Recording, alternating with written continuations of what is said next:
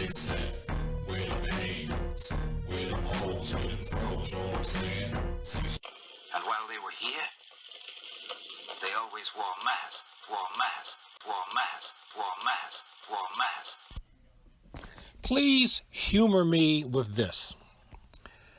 I'm going to put links to a bunch of news stories that inspired this train of thought recently. I felt like this for a while, but what recently inspired this train of thought, I'm going to put the links to them below. Because if I just say it, I'm going to be accused of hate this, hate that, whatever. You're anti. The only thing I am anti is anti-abusers and anti-abusive people. One thing I have noticed in history, from historical context, is that oppressive regimes do not like for their civilians to know how to fight. So studying the martial arts for civilians is actually a privilege, because the people who want to make the world worse, and it's not just one group of people that want to make the world worse.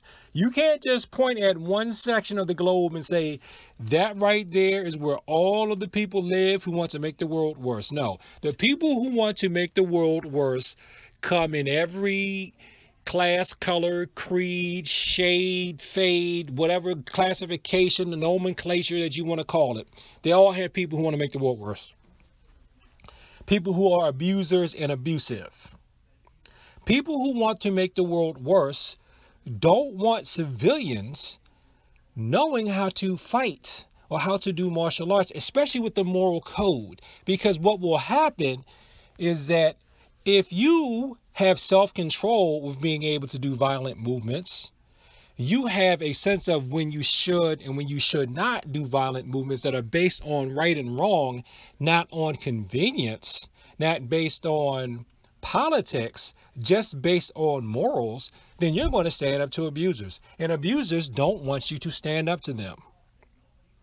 Another group of people who don't like for civilians to know martial arts are people who think that they can intellectualize their way out of anything and everything. And you can't. There are times in life when you are not going to be able to talk your way out of it. You are going to have to move to physical force. Now, fortunately for most civilians don't have to do that.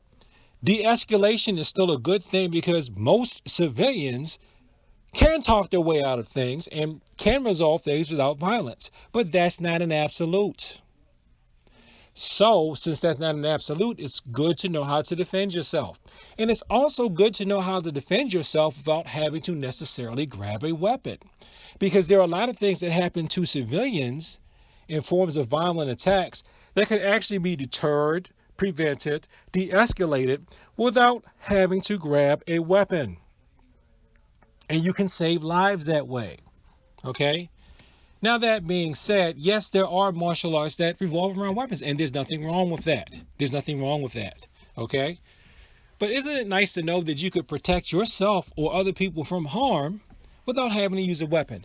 And not only that, martial arts are also fun, and they are a good form of coordination building. Good form of exercise. Good form of stress relief. Good form of an avenue where you can make friends with people and learn that deep down inside there are more commonalities among humans than there actually are differences. The differences are superficial on a whole. So remember, fellow listeners to this channel, the martial arts are a privilege for civilians. It is possible that whoever's in charge can take that privilege away from you. So, if you want to keep that privilege going,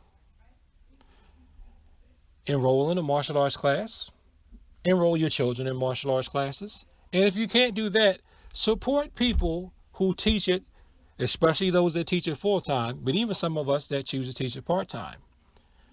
Because what we do is people who have some type of martial spirit tend to be the ones who don't need a official position to want to resolve conflict. Don't need an official position to want to help other people. Don't need an official position to come to your aid if you are in need of help. And I'm going to close with this.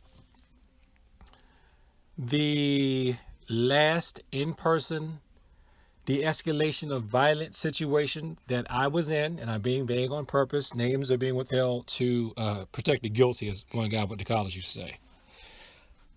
Everybody that got up and reacted to the violence in that group, I just asked, all of them martial artists. None of us had to hurt anybody. None of us had to beat up anybody. Everybody that got up and resolved and prevented the violent conflict with no police being involved whatsoever, every one of them, if they didn't have a black belt, they had a black belt equivalent in training, whether it was formal or informal. They were all martial artists. And the first thing they went to wasn't fists and feet. It wasn't a knife. It was talking. Because, see, when you feel confident in your ability to handle violence, you know that you don't always have to resort to violence. And it's one thing to know that intellectually. It's another thing to have that ingrained in your psyche and in your emotions so that it becomes a knee-jerk reaction. Thank you for watching this video. Like, comment, and subscribe. Please share this with people who like to talk about the martial arts. And remember, historically speaking, studying the martial arts is a privilege for civilians. Peace, and as always, thank you for your time.